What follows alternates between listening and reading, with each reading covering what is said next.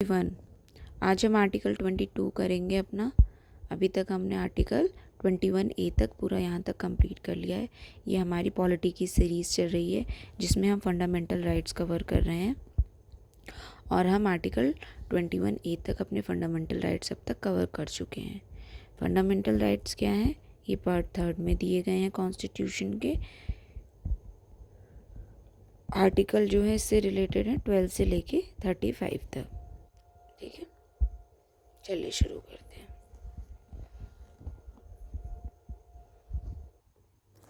तो आर्टिकल 22 कहता है, it grants protection to person who are arrested और डिटेन्ड इन सर्टेन केसेस। मतलब ये प्रोटेक्शन देता है पर्सन को जो कि कुछ केसेस में जो है अरेस्ट करे गए हों या डिटेन किए गए हों।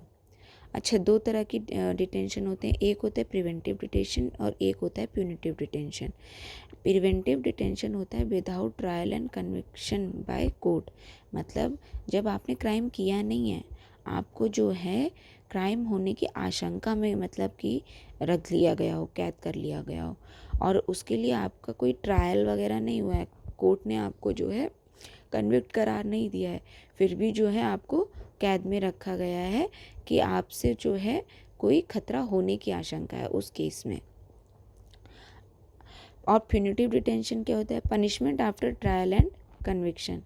जब आप जो है पनिशमेंट, आप किसी जुर्म को करने के बाद जब सज़ा भुगतते हो तो उसे कहते हैं प्यूनिटिव डिटेंशन। मतलब तब आपको जो जेल होती है या जो आपको कैद किया जाता है उसे कहते हैं प्यूनिटिव डिटेंशन। अब आर्टिकल 22(1) में क्या कहा गया है? confers the right of a person who is arrested or detained under an ordinary law. These includes right to be informed of the ground of arrest. मतलब ये जो है कन्फर करता है right of a person who is arrested और detain under an ordinary law. अगर किसी person को किसी ऑर्डिनरी लॉ के तहत गिरफ्तार किया गया है तो उसको ये राइट है कि मतलब क्या, to be informed on the ground of arrest, कि उसे ये बताया जाए कि भाई उसको जो गिरफ्तार किया जा रहा है वो किस जुर्म के लिए किया जा रहा है। उसको अपने बारे में जानकारी, उसकी जानकारी लेने का हक है।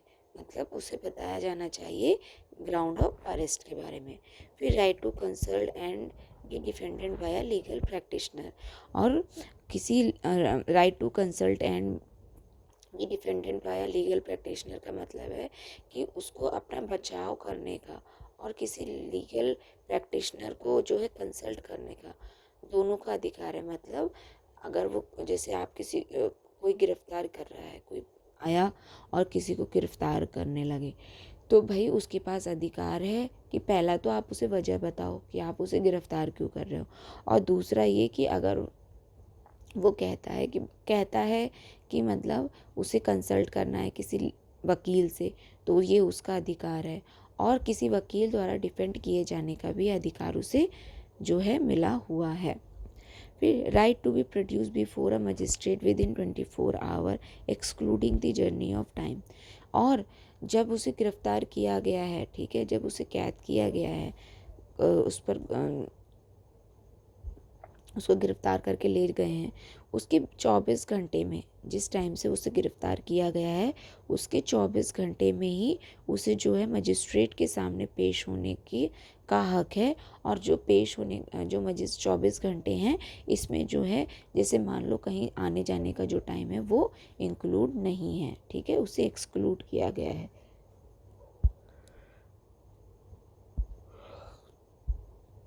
फिर है right to be release after 24 hours unless the magistrate authorises further detention. और अगर आपने जब मजिस्ट्रेट के सामने पेश हुए, मतलब उसको जब मजिस्ट्रेट के सामने पेश किया गया और वहाँ पे मजिस्ट्रेट ने उसे जो है आगे जो है अगर डिटेन करने का ऑर्डर नहीं दिया है तो फिर उसे हक है कि भाई उसे 24 घंटे के अंदर ही छोड़ा जाएगा, उसे उससे ज़्यादा कैद नहीं किया जा सकता। These safeguards are not available to any enemy, alien or a person arrested or detained under a preventive or detention law. मतलब ये वाले जो safeguards हैं are not available to any enemy alien or a person arrested or detained under a preventive detention law। मतलब ये किसी enemy alien को नहीं मिलेंगे एक तो ऐसा कोई राइट। उसके अलावा अगर कोई पर्सन जो है वो प्रिवेंटिव डिटेंशन के अंडर में उसे जो है अरेस्ट किया गया है तो भी उसे क्या कहते, ये सारे राइट्स नहीं अवेलेबल हैं। फिर आर्टिकल 22 का 2 क्या कहता है, grants protections to person who are arrested और detain under preventive detention law. मतलब ये उनको प्रोटेक्शन देता है जो कि प्रिवेंटिव डिटेंशन लॉ के अंडर में जो है गिरफ्तार किए गए हैं, उनको प्रोटेक्शन देता है। ये क्या इसमें क्या available to both citizen as well as alien, ये जो है किसको, सिटीजन और एलियन दोनों को अवेलेबल है कंट्री के। The detention of a person cannot exceed 3 months unless the advisory board report sufficient cause for extended detention. The board is to be consist of judges of a high court। और अगर preventive detention में किसी को कैद किया गया है तो उसकी जो पूरा टाइम है वो 3 मंथ से ज़्यादा नहीं होगा, ठीक है, जब तक कि एडवाइजरी बोर्ड ने जो है उसको सफिशिएंट रिपोर्ट ना पेश की हो कि हाँ उसका जो डिटेंशन है उसे एक्सटेंड करने की। और जो बोर्ड है, जो एडवाइजरी बोर्ड है, वो उसमें जो है हाई कोर्ट के जजेस होंगे, ठीक है। तो जब ये हाई कोर्ट के जो जजेस की जो एडवाइजरी बोर्ड है वो अगर ऐसा कोई प्रोविज़न कहती है या ऐसी कोई रिपोर्ट सफिशिएंट जो है पेश करती है कि पर्टिकुलर इंसान को जो है 3 मंथ से ज़्यादा कैद करके रखना है तो रखा जा सकता है, अदरवाइज़ ये अलाउड नहीं है। फिर article 22 also authorises the parliament to prescribe circumstances and classes of cases in which a person can be detain for more than 3 month under a preventive detention law without obtaining the opinion of an advisory body. मतलब अगर parliament ऑथराइजेज है कि भाई जो under article 22 parliament के पास ये power है कि वो प्रिस्क्राइब कर सकती है सर्कमस्टांसेस और classes of case in which a person can be detain for more than 3 months. जिस वजह से जो है किसी पर्सन को जो है मोर देन 3 मंथ्स के लिए रखा जा रहा है तो उसका जो है रीज़न जो है पार्लियामेंट जो है खुद तय कर सकती है कि उसको ऐसा क्यों मतलब किया जा रहा है, ठीक है, under a preventive detention law के अंडर में without obtaining the opinion of an advisory board. और मतलब उस केस में मतलब पार्लियामेंट के पास पूरी पावर है और वो चाहे तो वो without opinion of the advisory board के जो है बिना कोई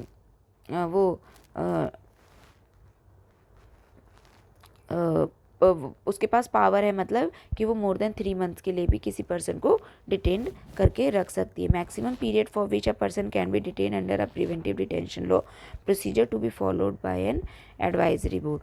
और जो maximum period for which a person can be detain under preventive law, इसका जो प्रोसीजर है वो जो है एडवाइजरी बोर्ड द्वारा ही आपको एडवाइस किया जाएगा प्रोसीजर, ठीक है। फिर क्या है, parliament has the exclusive authority to make a law for preventive detention with respect to defence, foreign affair and the security of India.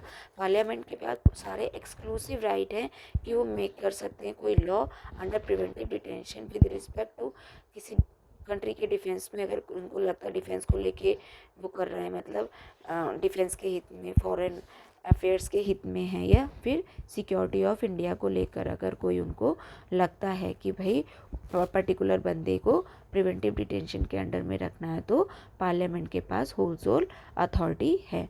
Both parliament and state legislature can concurrently make a law of preventive detention for security of state, maintenance of public order, supplies and services essential to the community. और parliament, centre में parliament और state level पे state legislature दोनों के पास ये power है कि वो कोई लॉ बना सकते हैं under preventive detention law for security of state, maintenance of public order में, और supply and services essential to the community के केस में। फिर no democratic country in the world has made preventive detention as an integral part of the constitution as has been done in India. और किसी भी democratic country के constitution में ऐसे कोई प्रिवेंटिव डिटेंशन वाले जो हैं प्रोविजंस नहीं इंक्लूड किए गए हैं उनके कॉन्स्टिट्यूशन के इंटीग्रल पार्ट की तरह, जैसे कि इंडिया में किए गए। मतलब सिर्फ इंडिया ऐसी कंट्री है जहाँ पर, डेमोक्रेटिक कंट्री है जहाँ पे प्रिवेंटिव डिटेंशन वाले प्रोविजंस जो हैं कॉन्स्टिट्यूशन का इंटीग्रल पार्ट बनाए गए हैं।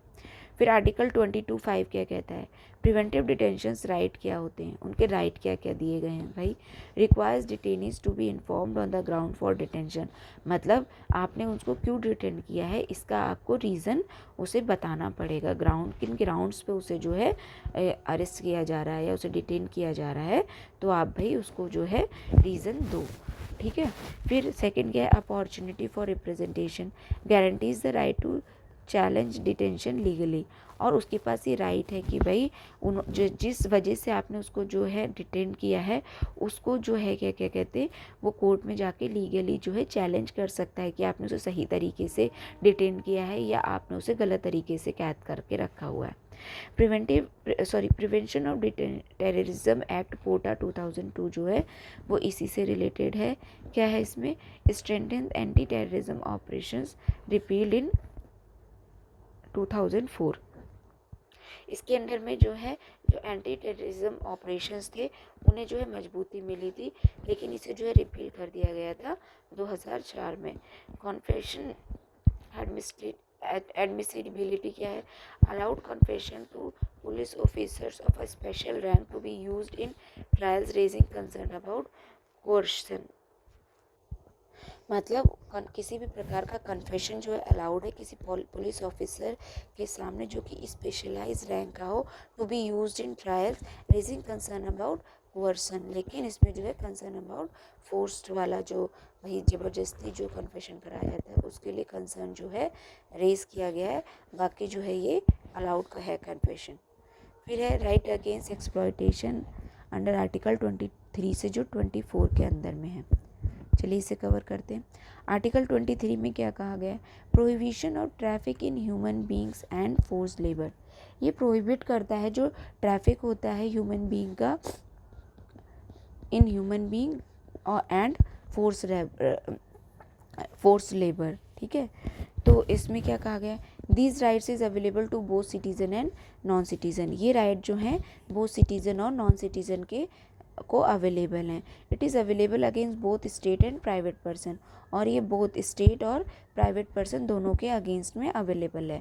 एक्सेप्शन क्या है, article 23 permits the state to impose compulsory service for public purpose, example military service और social service for which it is not bound to pay, मतलब आर्टिकल 23 के अंडर में ये दिया गया है कि स्टेट चाहे तो वो इम्पोज कर सकता है compulsory service for public purposes, मतलब आपको जब कंपलसरी सर्विस के लिए वो जो है एक तरीके से परमिट कर सकता है अंडर आर्टिकल 23, अगर कहीं पर पब्लिक का पर्पस जो है फुलफिल हो रहा हो, जैसे कि मिलिट्री सर्विस हो गई या सोशल सर्विस हो गई, for which it is not bound to pay, और अगर उसके पास जो है कैपेबिलिटी नहीं है तो ज़रूरी नहीं है कि वो आपको इसके एवज में जो है कोई किसी तरीके का जो है मतलब भुगतान करे, मतलब आपको कोई सैलरी पे रख के ज़रूरी नहीं है। अगर ज़रूरत पड़ी मिलिट्री सर्विस या सोशल सर्विस के लिए तो आपको कंपलसरी सर्विसेज के लिए बुलाया भी जा सकता है, वो भी बिना पेमेंट के। Expression traffic in human beings include selling and buying of man women and children like goods, immoral traffics in women and children, prostitution, devadasis और स्लेवरी की तरह। मतलब इसमें क्या कहा गया है कि ट्रैफिक इन ह्यूमन बींग्स का मतलब है यहाँ पे इंक्लूड करता है वो selling and buying of man, जब किसी दो मतलब किसी आदमी का, किसी वुमेन का या किसी चिल्ड्रन का जो है गुड्स की तरह जो है क्या खरीदा और बेचा जाता है, अगर इमोरल ट्रैफिकिंग की जाती है अगर किसी वुमेन की या चिल्ड्रन की, या फिर प्रोस्टिट्यूशन या देवदासी या स्लेवरी जैसे कामों में किसमें ढकेलने के लिए, ठीक है। अगर किसी वुमेन और चिल्ड्रन की ट्रैफिकिंग की जाती है ताकि उनसे प्रोस्टिट्यूशन और देवदासी या स्लेवरी जैसे काम करवाए जा सकें, या फिर जो है किसी मेन वुमेन या चिल्ड्रन को गुड्स की तरह खरीदा या बेचा जाता है, तो उसे जो है expression traffic in human being के अंडर में, वो जो है मतलब ट्रैफिक इन ह्यूमन बीइंग के अंडर में आता है। फिर क्या कहा गया, to punish these acts the parliament has implemented the immoral traffic prevention act 1956, और इसी को रोकने के लिए जो है पार्लियामेंट ने जो है इम्प्लीमेंट किया है जो है इमोरल ट्रैफिक प्रिवेंशन एक्ट जो है 1956 का, वो इसी के लिए काम करता है। फिर आर्टिकल 24 क्या कहता है, it prohibits the employment of children below the age of 14 years. ये जो है प्रोहिबिट करता है किसी प्रकार के एम्प्लॉयमेंट ऑफ चिल्ड्रन जो कि अभी 14 साल की उम्र से कम है। इफ़ इन एनी फैक्ट्री, किसी भी फैक्ट्री में, किसी माइन में, या किसी ऐसे हजार्डियस एक्टिविटी में जैसे कि कंस्ट्रक्शन वर्क और रेलवे वर्क में, ठीक है। तो ये जो है 14 साल से कम बच्चों के एम्प्लॉयमेंट को प्रोहिबिट करता है। इसमें क्या क्या इंक्लूड नहीं है, क्या क्या इंक्लूड है, चलो देखते हैं। It does not prohibit there employment in any harmless और इनोसेंट वर्क। मतलब देखो, जहाँ कोई हजार्डियस वर्क है, ठीक है, या कोई माइन है या कोई फैक्ट्री है, वहाँ पर तो काम करना मना है, लेकिन 14 साल से कम बच्चों का अगर वो किसी हार्मलेस जगह पे काम कर रहे हैं या इनोसेंट वर्क कर रहे हैं, तो वो ये आर्टिकल उन वाले वर्क को इंक्लूड नहीं करता है। मतलब वहाँ पे वो चाहें तो काम कर सकते हैं। Commissions for protection of child right act 2005 enacted to provide for the establishment of national and state commission for protection of child rights and children courts for providing speedy trial of offences against children or violation of child right। जो commission for protection of right है child act का 2005 का, ये enact करता है क्या, to provide for the establishment of national and state commission for protection of child right and children's court. मतलब कि क्या है कि इस एक्ट के अंदर में जो है नेशनल और स्टेट लेवल पर जो है protection of child right and children courts को जो है इस्टेब्लिश किया गया है, प्रोवाइड किया गया है, ताकि जो है स्पीडी ट्रायल हो सके कोई भी ऐसे ऑफेंसेस जो कि अगेंस्ट चिल्ड्रन है या फिर वायलेशन ऑफ चाइल्ड राइट का, मतलब एक तरीके से चाइल्ड राइट का जो उल्लंघन करते हैं। फिर सुप्रीम कोर्ट ने क्या कहा है, directed the establishment of child labour rehabilitation welfare fund. इन्होंने जो है डायरेक्ट किया है कि आपको जो है child labour rehabilitation welfare fund का जो है एक तरीके से इस्टेब्लिशमेंट करना चाहिए। In 2006, the government banned the employment of children and domestic servants or workers in business establishment like hotels, dhabas, restaurants and shops, etc. Anyone employing children below the age of 14 years will be liable for prosecution and penal action। और 2006 में क्या है, government ने जो है ban कर दिया था एम्प्लॉयमेंट ऑफ चिल्ड्रन किसी डोमेस्टिक सर्वेंट की तरह या फिर वर्कर हो in business establishment like hotels में या ढाबाज में या रेस्टोरेंट या शॉप्स में अगर वो काम कर रहे हैं, तो उसको जो है बैन कर दिया था गवर्नमेंट ने 2006 में। एनीवन एम्प्लॉयमेंट, और अगर कोई जो है 14 साल से कम बच्चे 14 साल के से कम एज के बच्चे को जो है अपने किसी ऐसे बिजनेस या फर्म वगैरह में या ऐसी जगह में जो है डोमेस्टिक सर्वेंट की तरह जो है उसको जो है क्या कहते हैं, मतलब कि इंगेज करता है, उसको रखता है अपने आप पे इन कामों के लिए, तो उसके खिलाफ जो है प्रोसिक्यूशन या फिर पीनल एक्शन लिया जा सकता है। फिर right to freedom of religion under article 25 and 28 क्या कहा गया है, all persons are equally entitled to freedom of conscience and the right to freely profess and propagate religion. It include, मतलब सारे पर्सन्स को इक्वली जो है एंटाइटल्ड है क्या, freedom of conscience.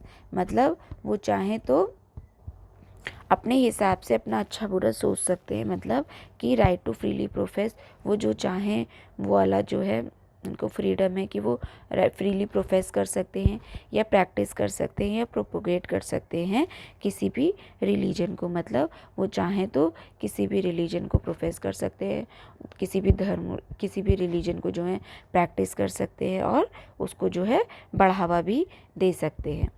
Freedom of कॉन्शाइंस में क्या इंक्लूड होता है? Inner freedom of an individual to mould his relation with God और creature in whatever ways he desire.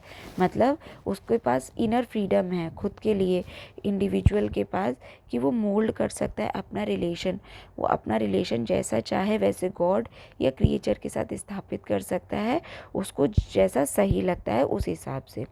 Right to profess declaration of one's religions belief and faith openly and freely. इसमें क्या आता है कि भाई वो declare कर सकता है अपने रिलीजन और अपने जो उसने फेथ पे जिस पे बिलीव कर रखा है उसको ओपनली और फ्रीली, बिना किसी झिझक के। फिर प्रैक्टिस में क्या आता है? राइट टू प्रैक्टिस में performance of religious worship ritual ceremonies and exhibition of believes and ideals. मतलब वो अपने जो रिलीजियस वर्शिप है जिस तरीके से करना चाहे, जो तरीका अपनाना चाहे उस तरीके से कर सकता है, उसके रिचुअल्स भी उसी तरीके से अपनी मर्ज़ी से कर सकता है। किसी प्रकार की सेरेमनी हो या किसी प्रकार का एग्जीबिशन हो, वो अपने बिलीफ और आइडिया के बेसिस पे जो है उसने प्रैक्टिस कर सकता है।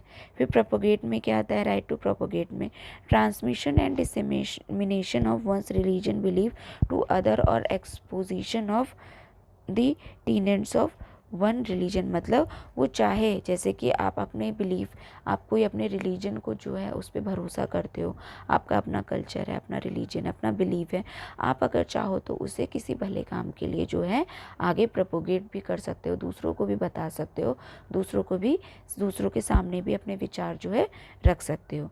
Right to propagate does not include a right to convert another person to one's own religion. Forcible conversion imping on the freedom of conscience guaranteeing to all person alike।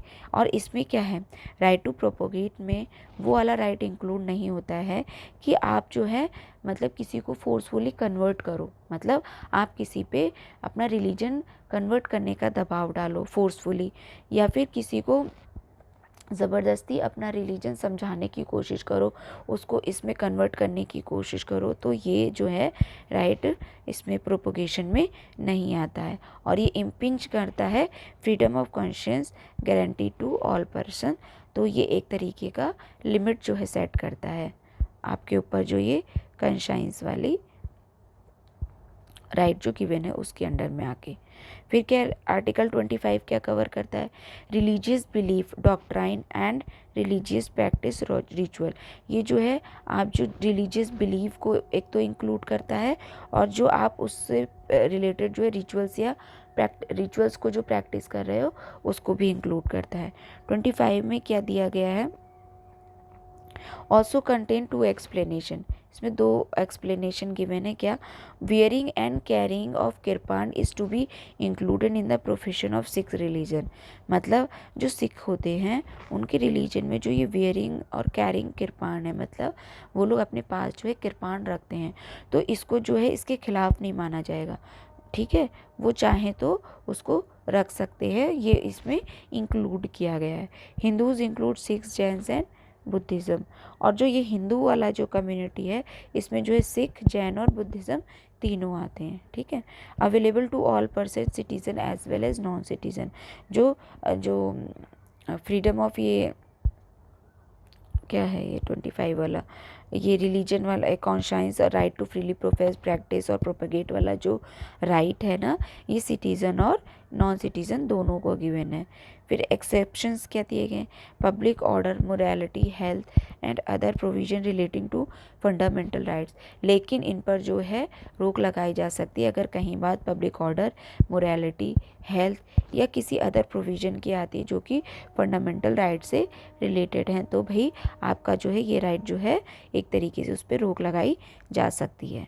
फिर article 26 क्या कहता है? ये कहता है freedom to manage religious affair. आप चाहें तो अपने रिलीजियस अफेयर को मैनेज कर सकते हैं, इसका फ्रीडम आपको अवेलेबल है। एवरी रिलीजियस डिनोमिनेशन और any of its section shall have the following right. किसी भी प्रकार के रिलीजियस डिनोमिनेशन मतलब एक तरह की संस्था या किसी सेक्शन को सोसाइटी के ये अधिकार प्राप्त हैं कि वो right to establish and maintain institution for religious and charitable purpose. वो चाहे तो इस्टेब्लिश कर सकता है या मेंटेन कर सकता है किसी इंस्टीट्यूशन को किसी रिलीजियस पर्पस के लिए या फिर चैरिटेबल पर्पस के लिए। चैरिटेबल मतलब दान जो करते हैं उस भावना से जो होता है उस तरीके से, या चैरिटेबल मतलब एक तरीके से भलाई के लिए। फिर right to manage its own affair in matters of religion. उसके पास राइट है कि वो अपने जो रिलीजन से रिलेटेड मैटर्स हैं उन्हें अपने तरीके से मैनेज कर सकता है, ठीक है। फिर right to own acquire movable and immovable property. और रिलीजियस मैटर को फुलफ़िल करने के लिए, रिलीजियस बिलीफ को अपने फुलफ़िल करने के लिए वो चाहे तो कोई प्रॉपर्टी ओन या एक्वायर कर सकता है, चाहे वो मूवेबल हो या इमूवेबल हो। फिर right to administer such property in accordance with law. मतलब वो फिर उस प्रॉपर्टी पर, जैसे मान लो आपने किसी मंदिर बनाने के लिए, किसी मस्जिद बनाने के लिए या किसी और तरह के रिलीजियस जो है वो इंफ्रास्ट्रक्चर को क्रिएट करने के लिए आपने कोई अगर प्रॉपर्टी खरीदी है या ओन की है, तो फिर आपके पास ये राइट है कि उस पर जो है आप अपने तरीके से, अपने एक तरीके से रूल्स एंड रेगुलेशन जो है लागू कर सकते हो। फिर आर्टिकल 25 क्या करता है, guarantees the right of individual, while article 26 guarantees the right of religious denomination of their section, thus protecting the collective freedom of religion. जो आर्टिकल 25 है वो इंडिविजुअल राइट्स के बारे में बात करता है, ठीक है। जो और बल्कि जो इसके अलग जो आर्टिकल 26 है, जो आर्टिकल 25 है वो पर्सन्स के इंडिविजुअल राइट्स के बारे में बात करता है, और जो आर्टिकल 26 है वो गारंटी करता है राइट ऑफ रिलीजियस डिनोमिनेशंस के बारे में। जो पूरी रिलीजियस डिनोमिनेशन बनाई गई हैं, संस्थाएं बनाई गई हैं उन, और या फिर उनसे रिलेटेड जो सेक्शन है उनके राइट्स को प्रोटेक्ट करता है। मतलब यहाँ पे ये कलेक्टिव फ्रीडम ऑफ रिलीजन की बात करता है कौन, आर्टिकल 26, और आर्टिकल 25 जो है वो इंडिविजुअल राइट की बात करता है। रिस्ट्रिक्शन क्या है under article 26, is subject to public order, morality and health, but not subject to other provision related to the fundamental rights. मतलब अगर किसी पब्लिक ऑर्डर, मोरालिटी और हेल्थ की बात आएगी तब तो इनको जो है मतलब एक तरीके से रीजनेबल रिस्ट्रिक्शंस लगाई जा सकती हैं, लेकिन किसी और जो है प्रोविजन के लिए नहीं जो कि फंडामेंटल राइट में गिवन है। सुप्रीम कोर्ट ने क्या कहा है, held that religious denomination must satisfy 3 condition. जो रिलीजियस डिनोमिनेशन है, संस्थाएं हैं, वो 3 जो है कंडीशन को फुलफिल करेंगी तभी ये जो उनको राइट जो है मान्य होंगे। It should be the collection of believes doctrine which they regard as conducive to their spiritual wellbeing. मतलब ये जो है एक कलेक्शन ऑफ बिलीव्स का होना चाहिए, doctrine which they regard as conducive to their spiritual wellbeing. मतलब जो ये बात कही जा रही है अंडर आर्टिकल 26 की रिलीजियस डिनोमिनेशन की बात कही जा रही है, तो ये कलेक्टिव बिलीव की डॉक्ट्राइन को जो है एक तरीके से पेश करता है या फिर संबोधित करता है। मतलब एक तरीके से उसके बारे में बात कर रहा है, किसके बारे में, कलेक्शन ऑफ बिलीव्स के बारे की डॉक्ट्राइन के बारे में। They regard as conducive to their spiritual wellbeing, और इसको जो है मतलब उनकी स्पिरिचुअल वेलबींग से जोड़ा जा रहा है। जो उनका अंतरात्मा का जो एक भाव है अंतर, वो जो उसको उसके सुधार के लिए जो करते हैं लोग, ये उससे रिलेटेड है, ठीक है। It should have common organisation, और ये जो है कॉमन ऑर्गेनाइजेशन को इंक्लूड करना चाहिए। It should B designated by a distinctive name, और जो ये रिलीजियस डिनोमिनेशन है उनका पर्टिकुलर जो है डिस्टिंक्टिव नेम के द्वारा उनको जो है डिस्टिंक्टिव मतलब एक अलग नाम के द्वारा डेजिग्नेट किया जाना चाहिए, ठीक है। SC held that Ramakrishna Mission and Anand Marg are religious denomination within the Hindu religion, while Aurobindo Society is not religious denomination। उन्होंने सुप्रीम कोर्ट ने जो है रामकृष्ण मिशन और आनंद मठ जैसी जो रिलीजियस डिनोमिनेशन है इन्हें जो है हिंदू रिलीजन के अंदर में संस्था माना है रिलीजियस, लेकिन जो अरविंदो सोसाइटी है इसको जो है रिलीजियस डिनोमिनेशन के अंदर नहीं रखा गया है। फिर आर्टिकल 27 क्या कहता है, freedom from taxation for promotion of religion, मतलब किसी भी प्रकार का टैक्स को पे करने से फ्रीडम मिली हुई है अगर आप अपने रिलीजन को प्रमोट कर रहे हो। मतलब अगर रिलीजन को प्रमोट करने के लिए किसी भी प्रकार के टैक्स को जो है आपको भरने की ज़रूरत नहीं है। No person shall be compel to pay any taxes for the promotion और maintenance of any particular religion और रिलीजियस डिनोमिनेशन, मतलब आप अगर कोई अपनी संस्था क्रिएट करना चाहते हो रिलीजन से रिलेटेड, या फिर आप किसी भी प्रकार का जो है प्रमोशन करना चाहते हो, मेंटेन कर रहे हो उसे, तो इसके लिए आपको किसी को टैक्स पे करने की ज़रूरत नहीं है कि भाई आप पर्टिकुलर रिलीजन से रिलेटेड रखते हो और आप उसके लिए कोई काम कर रहे हो तो आपको फिर उसके लिए टैक्स पे करना पड़ेगा, नहीं। Provisions prohibit the state from favoring, patronizing और supporting one religion over the other। और ये जो है प्रोविज़न जो है प्रोटेक्ट करता है किसको, स्टेट को, कि वो किसी एक रिलीजन को जो है फेवर ना करें, पेट्रोनाइज ना करें या सपोर्ट ना करें अगेंस्ट सारे अदर रिलीजन्स के अगेंस्ट में। मतलब आपको अगर लेकर चलना है तो सारे रिलीजन को एक जैसे मानना पड़ेगा, आप किसी एक रिलीजन को जो है बहुत ज़्यादा फेवर या सपोर्ट नहीं कर सकते सरकार द्वारा, मतलब ये सरकार नहीं कर सकती। फिर taxes can be use for the promotion और मेंटेनेंस ऑफ और religious and not any particular religion. और अगर पब्लिक का पैसा किसी रिलीजियस पर्पज़ के लिए लगाया जा रहा है सरकार द्वारा उसके प्रमोट और मेंटेन करने के लिए, तो आप उसमें कोई भेदभाव नहीं करोगे कि आप पर्टिकुलर रिलीजन के लिए तो भाई आप टैक्स का पैसा जो है लगा दो, लेकिन आप जो है दूसरे रिलीजन के लिए ना दो। तो अगर आप करेंगे पब्लिक टैक्स का पैसा जो है आप अगर खर्च कर रहे हैं तो आपको सारे रिलीजन के लिए प्रमोशन के लिए बराबर में जो है खर्च करना पड़ेगा, सबको एक साथ लेके चलना पड़ेगा। फिर provision prohibits only the levy of tax not a fee, मतलब किसी भी प्रकार का टैक्स जो है वसूलना मना है, लेकिन अगर कोई फ़ी इम्पोज की जा रही है तो वो फिर लीगल है। मतलब क्या कहने का मतलब है, जैसे कि आप टैक्स पर्टिकुलर नहीं ले सकते, लेकिन आप कोई सर्विस प्रोवाइड कर रहे हो, ठीक है, उसमें अगर आपने किसी प्रकार का जो है फ़ी इम्पोज की है तो आप वो इम्पोज कर सकते हो।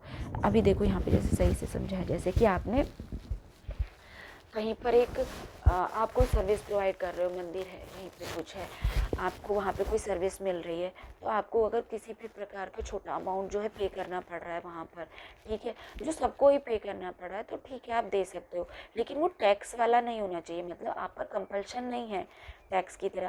फ़ी क्या होती है भाई, आपने कोई सर्विस यूज़ करी उसके एवज में आपको फ़ी देनी पड़ती है, ठीक है, और वो जो है जो सर्विस यूज़ करेगा वो देगा और जो नहीं करेगा वो नहीं देगा, ठीक है, ये आपके ऊपर होता है।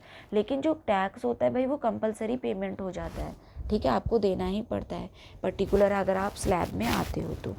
फी can be levied on religious endowment for meeting the religious expenditure, मतलब किसी भी प्रकार का जैसे रिलीजियस एक्सपेंडिचर किया जा रहा है सरकार के द्वारा और उसके लिए अगर जो है फ़ी जो है आपसे वसूली जा रही है तो आप जैसे आपको फिर देना अलाउड है, मतलब वो इलीगल नहीं है। आर्टिकल 28 क्या कहता है, freedom from attending religious instruction, ये जो है किसी भी प्रकार के रिलीजियस इंस्ट्रक्शन को अटेंड करने के लिए जो फ्रीडम प्रोवाइड की है उसके बारे में बात करता है। No religious instruction shall be provided in any educational institution wholly maintained out of the state fund, मतलब अलाउड नहीं है, एक तरीके से कोई भी रिलीजियस इंस्ट्रक्शन अलाउड नहीं है किसी भी एजुकेशनल इंस्टीट्यूशन में जो कि होली मेंटेन किए जा रहे हों स्टेट फंड से, ठीक है। मतलब कि आप देखो स्कूल वगैरह जो होते हैं या जो एजुकेशनल इंस्टीट्यूशंस होते हैं तो वहाँ पे स्टेट जो द्वारा जो मैनेज किए जा रहे हैं वहाँ के फ़ंड को यूज़ करके जो है मैनेज किया जा रहा है, जैसे सरकारी टाइप के जो होते हैं, तो वहाँ पर क्या है भाई सब तरह के बच्चे पढ़ रहे हैं तो आप पर्टिकुलर किसी एक रिलीजन को उन पर थोप नहीं सकते, ठीक है, वहाँ पर ये अलाउड नहीं है। वहाँ पे क्या कहा गया, not applicable to educational institution administered by the state but establish under any endowment और trust requiring imparting of religious instruction in such institution, मतलब ये सिर्फ सरकार द्वारा जहाँ पे फंड खर्च किया जा रहा है उन स्कूलों में अवेलेबल नहीं है, मतलब वहाँ पे जो है लिमिट किया गया है, वहाँ पे रिस्ट्रिक्शन लगाई गई है। लेकिन अगर कोई रिलीजियस एंडाउमेंट है, कोई संस्था है, मतलब जैसे कि किसी ट्रस्ट का जो पैसा आ रहा है, जो रिलीजियस ट्रस्ट है, ठीक है, और अगर वो अपना रिलीजियस ट्रस्ट वाले जो है अपना पैसा खर्च करके और कोई स्कूल खोलते हैं, तो वहाँ पर अगर वो चाहें तो अपनी धार्मिक जो है शिक्षा प्रदान कर सकते हैं, वहाँ पे अलाउड है। लेकिन अगर कोई सरकार के फंड से द्वारा या जो सरकार द्वारा किसी स्कूल को खोला गया है, वहाँ पर जो है ये अलाउड नहीं है कि आप जो है किसी भी प्रकार की जो है रिलीजियस इंस्ट्रक्शन मतलब फेवर करो, ठीक है। वहाँ पे सर्व धर्म को लेकर चला जाता है सरकारी जगह पे, जहाँ पे स्कूल है वहाँ पे आप किसी एक रिलीजन को किसी पे थोप नहीं सकते। लेकिन अगर किसी संस्था ने जो रिलीजियस संस्था ही है, ठीक है, धार्मिक संस्थाएं हैं, ट्रस्ट हैं, और उन्होंने अगर कोई स्कूल वगैरह खोला है तो उन्हें अलाउड है कि वो अपने धर्म को प्रमोट कर सकते हैं। No person attending any educational institution recognised by state और receiving aid out of the fund shall be required to attend any religious instruction or worship in that institution without his or her consent। मतलब अगर किसी को ये मंजूर नहीं है, मतलब वो नहीं चाहता है कि भाई पर्टिकुलर रिलीजन की इंस्ट्रक्शन मुझे दी जाए या पर्टिकुलर रिलीजन को मुझे बाध्य ना किया जाए मानने से, कहाँ पे, अगर कोई एजुकेशनल इंस्टीट्यूशन है जो स्टेट द्वारा मैनेज किया जा रहा है या फिर वहाँ से जो फंड आ रहा है, स्टेट द्वारा जो फंड दिया जा रहा है उससे उसको मैनेज किया जा रहा है, तो ऐसे किसी भी रिलीजियस इंस्टीट्यूशन में जो है ये आपको अलाउड नहीं है कि भाई आप किसी पर पर्टिकुलर रिलीजन को इंस्ट्रक्शन को थोपेंगे। वो बंदा मतलब जो वहाँ पे जो लोग पढ़ रहे हैं वो जो है उनकी मर्ज़ी है कि वो पर्टिकुलर रिलीजन किस प्रकार के इंस्ट्रक्शन को फॉलो करना चाहते हैं या नहीं करना चाहते हैं, उनके कंसेंट पे डिपेंड करता है, ठीक है। आर्टिकल 28 क्या कहता है, distinguishes 4 type of educational institution. ये 4 तरह के एजुकेशनल इंस्टीट्यूशन को डिस्टिंग्विश करता है। क्या कौन कौन से हैं वो? Institutional Holi maintain by state completely prohibit, जो स्टेट द्वारा मेंटेन किया जा रहा है वहाँ पर तो कम्प्लीटली प्रोहिबिशन लागू है। मतलब वहाँ पे आप किसी भी प्रकार की जो है रिलीजियस इंस्ट्रक्शन को किसी पर थोप नहीं सकते जब तक कि उसका कंसेंट ना हो, बिना कंसेंट के। मतलब कि फिर भी कंसेंट हो, मान लो कुछ लोगों का कंसेंट है और कुछ लोगों का नहीं है, तब भी आप जो है पर्टिकुलर किसी एक रिलीजन को फेवर करके वहाँ पे जो है उसी को जो है लागू नहीं कर सकते। फिर institution administered by the state but establish under any endowment और trust religion instruction is permitted. मतलब रिलीजन जो है एडमिनिस्ट्रेट तो करा जा रहा है स्टेट द्वारा, लेकिन इस्टेब्लिशमेंट हुआ है उसका किसी एंडाउमेंट या ट्रस्ट के अंडर में, तो वहाँ पे जो है रिलीजियस इंस्ट्रक्शन परमिट की गई है। यहाँ पे देखो क्या था, होली मेंटेन बाय स्टेट, लेकिन यहाँ पे सिर्फ एडमिनिस्टर किया जा रहा है स्टेट द्वारा, लेकिन उसको जो है एंडाउमेंट या ट्रस्ट के खर्चे पर जो है चलाया जा रहा है, तो वहाँ पे जो है रिलीजियस इंस्ट्रक्शन जो है परमिट की गई हैं। Institution recognised by state permitted on a voluntary basis. अगर कोई भी इंस्टीट्यूशन है जो स्टेट द्वारा रिकॉग्नाइज किए गए हैं, ठीक है, उनको जो है एक तरीके से मान्यता मिली है स्टेट द्वारा, वहाँ पर जो है परमिशन है, लेकिन वॉलंटरी बेसिस पे लोगों की इच्छा पर निर्भर करता है। वो जो चाहे तो कर सकते हैं, और अगर ना परमिशन नहीं चाहता है कोई इंसान तो अलाउड नहीं है। फिर institution receiving aid from the state permitted on a voluntary basis, और जो इंस्टीट्यूशन है वो रिसीव कर रहा है किसी प्रकार की सहायता स्टेट द्वारा, तो वहाँ पर भी जो है परमिट किया गया है, लेकिन वॉलंटरी बेसिस पर ही, ठीक है। तो ये जो है आर्टिकल 28 तक था। अब हम आर्टिकल 29 और 30 को नेक्स्ट वीडियो में कवर करेंगे, ठीक है। अभी हम इसको यहीं पे कंप्लीट करते हैं। Thank you.